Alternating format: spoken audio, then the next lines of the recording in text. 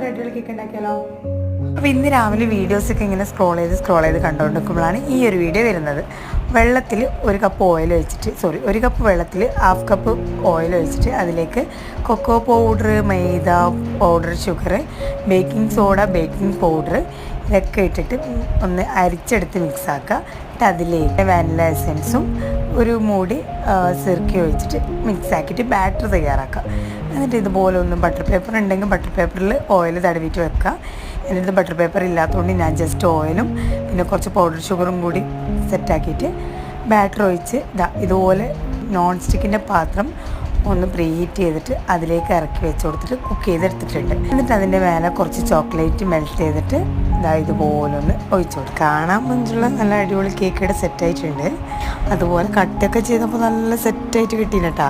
പക്ഷേ എങ്കിൽ പിന്നെയല്ലേ മനസ്സിലായി ഉള്ളൊന്നും കുക്കായിട്ടില്ലടാ.